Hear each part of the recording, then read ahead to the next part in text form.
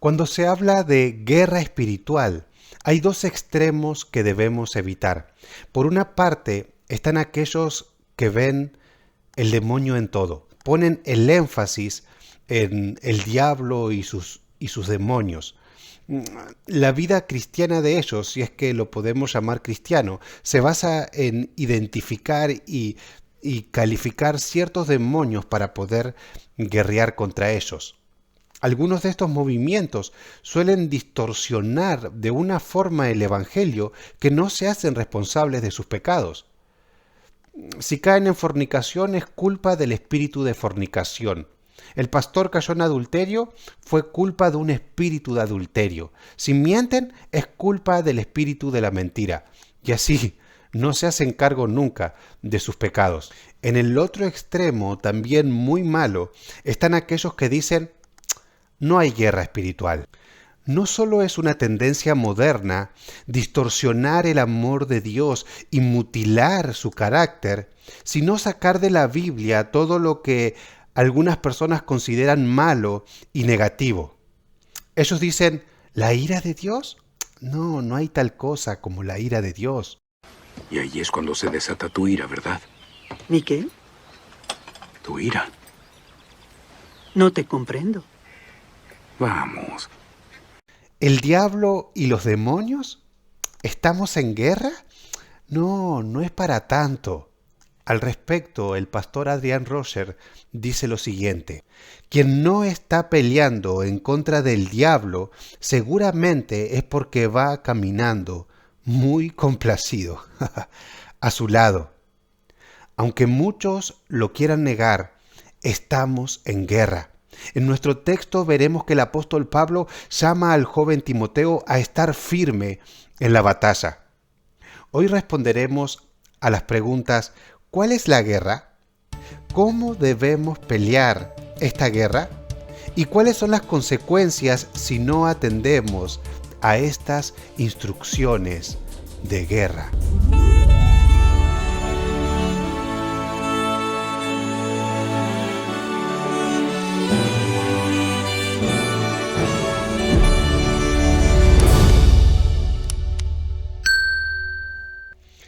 Hola a todos, espero que anden bien, que el Señor les bendiga. Yo recuperándome de a poquito, gracias a Dios, mucho mejor. Los doctores dicen que tarda un mes en recuperarse bien el pulmón, pero gracias a Dios ya me estoy recuperando de a poquito, pero bien.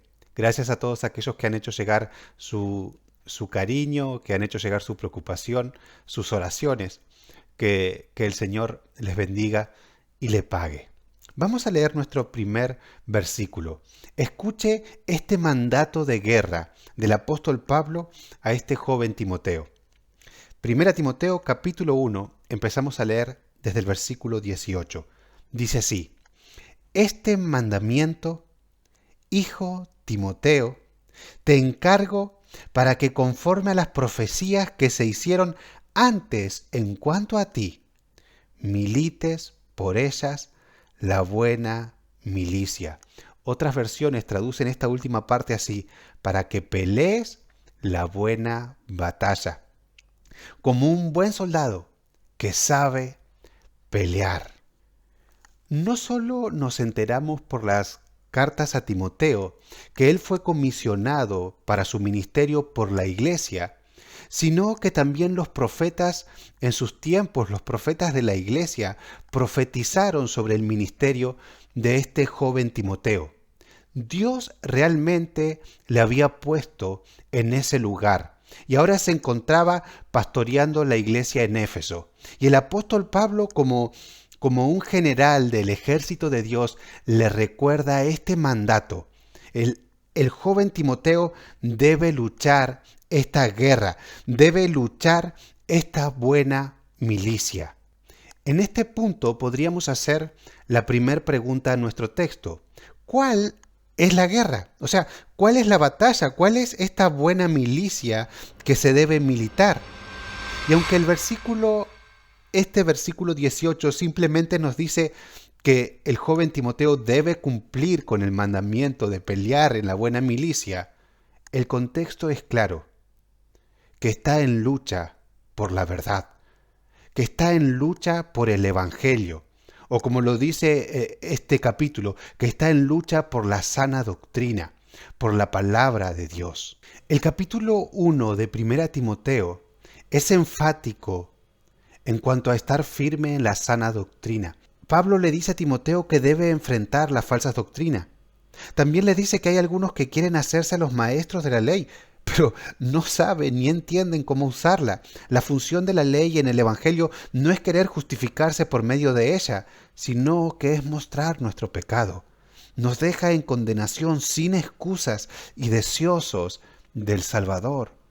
Luego, desde el versículo 12, Pablo se mira a sí mismo frente a la ley y declara que él es el primero de los pecadores, pero que Dios tuvo misericordia, mostrando en él la sobreabundante gracia de Dios. El corazón del Evangelio es que Cristo vino a este mundo a morir por los pecadores. Este es el Evangelio por el cual Timoteo debe luchar. Así será un ministro que traza correctamente la palabra de verdad. Hermano, mi hermana, ¿estás luchando en esta batalla? ¿O te encuentras dormido en esta guerra por el Evangelio? ¿Sabe por qué hay tanta apostasía en el día de hoy?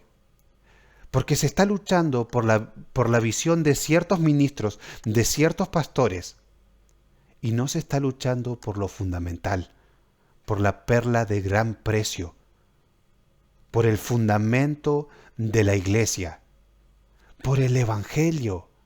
Un día me invitaron a predicar a una congregación y me dijeron que podía predicar lo que yo quisiera. Entonces le dije, bueno, voy a ir al hueso. Así me acuerdo que le dije, voy a predicarles el Evangelio. Y usando la ley, o como lo diría 1 Timoteo, usando legítimamente la ley para mostrar que todos somos pecadores y que todo el mundo necesita un Salvador, les prediqué el Evangelio. Cuando terminé de predicar, se acercó una hermana y me dijo, ¡qué profundidad en la palabra! La verdad que una exposición muy profunda. Y yo quedé abrumado por el halago y no le dije nada. Pero luego lo pensé y me di cuenta que esto es triste. Mi predicación no fue algo profundo, fue lo básico. Fue el Evangelio. Y me di cuenta que los evangélicos, hermanos, no entienden el Evangelio. Y hermanos, ¿y cómo van a trazar correctamente la palabra de verdad? ¿Cómo van a estar firmes en la sana doctrina si no entienden la sana enseñanza primordial y básica, que es el Evangelio? Si no entienden cómo usar la ley en el Evangelio. Muchos piensan que al compartir un texto bonito o un versículo de la Biblia agradable, ya están evangelizando. Pero ¿sabe qué? El diablo también compartiría esos textos. Lo que nunca compartiría el diablo es el Evangelio. Oh, porque eso iría totalmente en su contra. Eso podría salvar personas. Mire, seguramente usted alguna vez ha recibido algún mensajito así. La vegetación necesita de la lluvia para crecer sana y saludable. Del mismo modo, las personas fueron diseñadas para necesitar de la presencia de Dios para crecer sanas y saludables. En este día, no te olvides de buscar a Dios. Su presencia te acompañe. Uno lee un mensajito así y dice, qué lindo mensaje. Hasta le podríamos agregar un texto de la Biblia. Juan 15:5, separados de mí, nada podéis hacer, dice el Señor. Sin embargo, al pie de esta imagen, mire lo que dice. Si compartes este mensaje, estás compartiendo el Evangelio. Bueno, esto último arruinó por completo el mensaje. Esto último convirtió este mensaje inocente y hasta positivo en un dardo silencioso del diablo. Hermanos, usted le manda este mensajito al Papa Francisco y él le contestaría con amén. Usted le puede mandar este mensajito a un musulmán y él le pondría, así es, que Alá te bendiga. Usted le puede mandar este mensajito a un judío ortodoxo y él estaría feliz. Pero si usted le predica el evangelio a ellos se escandalizarían. Muchos de ellos lo escupirían, lo maltratarían y si pudieran, lo matarían. My friends, Jesus Christ is coming back to judge the world. Yeshua HaMashiach, the one who comes from the line of the tribe of Judah. Why, sir, we're speaking the truth. Jesus Christ who comes from the line of the tribe of Judah, the one who cares for you, the seed of David, the one who is the seed of David, the royal son of God, Ben Dawid, Ben Yehuda, Ben Elohim, the one who is going to come and judge this world. The Bible says in Isaiah 53 that he is the suffering servant. He is the suffering servant. He is the suffering servant. Hermanos, nosotros no andamos por ahí tirando buena vibra y buena onda. El mensaje que debemos defender y que debemos predicar es el Evangelio.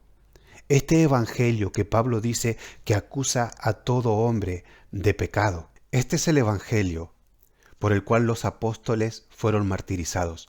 Este es el Evangelio por el cual cientos de cristianos de toda la época dieron su vida. Este es el Evangelio por el cual Juan el Bautista dio la cabeza. ¿Sabe quién fue el predicador del Evangelio por excelencia? Jesús. Y miren lo que él dijo: el mundo a mí sí me odia, porque yo lo acuso de hacer lo malo. Si el Evangelio que predicas no humilla al hombre y exalta a Dios, no es el Evangelio. El mensaje de la cruz es un escándalo para personas que se creen buenas o en el interior buenas. Es un escándalo para las personas que piensan que con sus propias obras pueden ganarse el cielo. El Evangelio, la cruz de Cristo, dice que nuestro pecado es tan horrible, que nuestro pecado es tan lleno de culpa, que para que Dios pueda llevar a pecadores como nosotros al cielo, tuvo que castigar a su Hijo en la cruz del Calvario. El justo fue castigado por los pecadores. Toda la ira de Dios que nosotros merecíamos cayó sobre su Hijo en la cruz del Calvario. Esa es la única forma en que un Dios justo y santo, que un Dios bueno como nuestro Dios, pueda llevar a pecadores como nosotros al cielo. Ese es el plan amoroso de Dios para salvar a nosotros, pecadores perdidos. He aquí el Evangelio. Abrácelo, ámelo, predíquelo. Hay muchas personas que dicen: yo solo comparto textos de la Biblia, preferentemente los textos bonitos, porque la fe viene por el oír y el oír la palabra de Dios. ¿Sabe lo que dice el texto original del griego? Escuche. Así que la fe viene por medio de la predicación y la predicación a través de la palabra del Mesías. Por eso otras versiones traducen la palabra de Cristo. Hermanos, no es aprender versículos de memoria lo que va a salvar a las personas. No son pasajes aislados de la Biblia. Es el mensaje central de la Biblia lo que necesitamos predicar. Es el Evangelio de Jesucristo. Es el mensaje de la cruz, que Cristo vino al mundo a morir por los pecadores. El Evangelio es poder de Dios para salvación a todo aquel que cree, no otra cosa. Un texto positivo que podríamos compartirle a un judío ortodoxo no puede llamarse Evangelio. De la misma manera, una iglesia que ha olvidado el Evangelio, que ha olvidado el fundamento, no puede llamarse iglesia. Así también un predicador que no está predicando el Evangelio, el mensaje de la cruz, no está peleando la buena batalla, no está guerreando en la buena milicia. Está caminando, como dice el pastor Adrian Roger, muy complacido, pero junto al diablo. La segunda pregunta es: ¿cómo debemos pelear esta guerra? Escuche la instrucción clara del siguiente versículo. Leamos la primera parte del versículo 19. Dos cosas le dice el apóstol Pablo al joven Timoteo: manteniendo la fe y buena conciencia. Lo primero que le dice, manteniendo la fe. Acá no estamos hablando de la fe salvífica o de la fe como don de Dios, sino de la fe como cuerpo de doctrina. Muchas veces cuando aparece esta palabra en la Biblia fe, también se refiere a esto, al cuerpo de doctrina. Podríamos decir a la fe cristiana, como lo usa por ejemplo en Judas. Escribe Judas, me ha sido necesario escribiros exhortándoos a que contendáis ardientemente por la fe que ha sido una vez dada a los santos.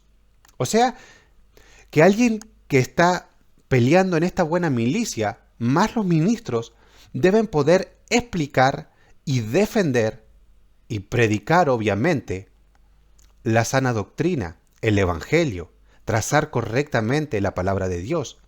Y la segunda arma que debemos afilar, dice, debemos tener una buena conciencia. La conciencia es una bendición que Dios ha dado a la humanidad. Es como el dolor, nos avisa de que algo no está bien. La conciencia nos acusa cuando estamos pecando. En Romanos capítulo 2, el apóstol Pablo dice que las personas que nunca recibieron la ley, como los gentiles, igual van a ser juzgados por Dios porque fueron en contra de lo que su conciencia le decía que estaba bien. El apóstol Pablo llama a los falsos maestros que se comportaban de una forma libertina, que tenían la conciencia cauterizada, o sea, estaban siendo en contra de su conciencia, ya le habían hecho un callo, no le hacían caso a su conciencia. Ahora, los cristianos, nuestra conciencia, después de que hemos creído y el Espíritu Santo vino a morar en nosotros, está influenciada por el Espíritu Santo. Por eso un cristiano es alguien más susceptible al pecado, es alguien que aborrece más el pecado y que cuando peca, corre a los pies del Señor a pedir perdón. No solo se arrepintió la primera vez cuando vio sus pecados y se entregó al Señor, sino que es alguien que cuando se ve en el espejo de la ley, cuando se ve en la palabra del Señor, cuando escucha una prédica sana, se arrepiente de sus pecados, le pide perdón al Señor y mejora con la ayuda del Espíritu Santo. Por lo tanto, si queremos estar firmes en esta batalla, debemos tener primero una sana doctrina, una sana enseñanza, una sana teología, o si no le gusta la palabra teología, debe poder comprender, debe poder explicar y defender su fe, el Evangelio. Y segundo, debemos comportarnos conforme a este Evangelio. No debemos hacer callar nuestra conciencia, debemos andar conforme a la palabra de Dios y con una buena conciencia. Tercera y última pregunta. ¿Cuáles son las consecuencias si no atendemos a estas instrucciones de guerra? Mire, mi hermano, esto es algo muy serio. Si alguien apostata del Evangelio, si un ministro deja de predicar el Evangelio y se desvía a predicar otra cosa, debe ser expulsado. Hay muchas personas que dicen, ustedes los cristianos son los únicos soldados que se pisotean entre ustedes. ¿Por qué? ¿Por qué dicen esto? Porque hay muchas personas que denuncian a falsos maestros. Pero hermanos, si son falsos maestros, es porque se desviaron del camino y deben ser expulsados, como vamos a ver en los versículos que siguen, o nunca fueron cristianos y simplemente se fueron de nosotros porque no eran de nosotros, porque si hubiesen sido de nosotros, dice Juan, aún estarían con nosotros. Leamos el versículo 19 completo ahora y unamos al 20. Dice, manteniendo la fe y buena conciencia, desechando la cual naufragaron en cuanto a la fe algunos, de los cuales son Himeneo y Alejandro, a quienes entregué a Satanás para que aprendan a no blasfemar. Si alguien saca de la ecuación el mensaje de la cruz, desfigura el carácter de Cristo y se convierte en un blasfemo. Es más, el apóstol Pablo dice en Gálatas que cualquiera que predica otro evangelio está bajo maldición. Hermanos, esto es algo muy serio. No estamos jugando a la iglesia, estamos peleando en una guerra contra el diablo y sus demonios que quieren que nos desviemos del evangelio. Entregar a Satanás significa, la interpretación más aceptada, es que es expulsado de la iglesia. En Corintios capítulo 5 vemos un grave caso de inmoralidad en que el apóstol Pablo mandan que entreguen a ese hermano a Satanás. Y acá vemos que tiene la misma gravedad apostatar del evangelio, abandonar el mensaje de la cruz. Vuelvo a repetir, no estamos jugando a la iglesia, estamos en medio de una guerra espiritual. Quiero leerles unas palabritas del comentario de MacArthur que siempre leo mientras voy haciendo estos estudios. La vida cristiana es también una guerra. Cuando los creyentes entran en una lucha de por vida contra el malvado sistema mundial, Satanás y su propia naturaleza carnal y pecaminosa. Lamentablemente, gran parte de la iglesia contemporánea parece desconocer esta realidad. Muchos solo han escuchado el evangelio de una fácil creencia y una gracia barata. Tienen un concepto deficiente de la lucha espiritual que implica el amor al Señor Jesucristo. Tales personas a menudo magnifican las molestias temporales e insignificantes de la vida diaria. Esto está buenísimo, hasta que parecen ser pruebas de proporciones épicas. Francamente, esto es tan absurdo como un soldado en medio de un violento tiroteo quejándose por tener sucio el uniforme. Esa lucha requiere soldados preparados, adiestrados y dedicados. Pablo escribió esta carta a fin de ayudar a Timoteo a prepararse para las batallas reales. Timoteo fue colocado en la primera fila de la batalla y Pablo quería que terminara con éxito. Y alguien capaz que piense, bueno, pero esta es la lucha de Timoteo. O en todo caso es la lucha de un ministro, es la lucha de un predicador o de un pastor. Pero quiero recordarles unos versículos que aplican a todo cristiano. Seguramente alguna vez lo ha escuchado. Efesios capítulo 6. Porque no tenemos lucha contra sangre y carne, sino contra principados, contra potestades, contra los gobernadores de las tinieblas de este siglo, contra huestes espirituales de maldad en las regiones celestes. Esto es para todo cristiano. Por tanto, tomad la armadura de Dios para que podáis resistir en el día malo y habiendo acabado todo, estar firmes. Estad pues firmes, ceñidos vuestros lomos con la verdad y vestíos con la coraza de la justicia, y calzados los pies con el apresto del evangelio de la paz. Sobre todo, tomad el escudo de la fe, con que podáis apagar todos los dardos de fuego del maligno, y tomad el yelmo de la salvación y la espada del Espíritu, que es la palabra de Dios. Orando en todo tiempo con toda oración y súplica en el Espíritu, y velando en ello con toda perseverancia y súplica por todos los santos. ¿Cómo podemos resumir estos versículos? En esta guerra que tenemos contra el diablo y sus demonios, necesitamos orar fervientemente, buscar al Señor en oración. Y mire la simpleza de nuestra vida cristiana. Leer su palabra centrándonos en el Evangelio. Esa es nuestra base, nuestro fundamento, nuestra sana doctrina, el Evangelio de Jesucristo. Hermanos, le animo, tal vez como un hermano menor en la fe, le animo a que luche esta guerra espiritual, porque Cristo, nuestro capitán, ya venció en la cruz del Calvario. Oremos al Señor. Muchas gracias, Señor, por tu palabra.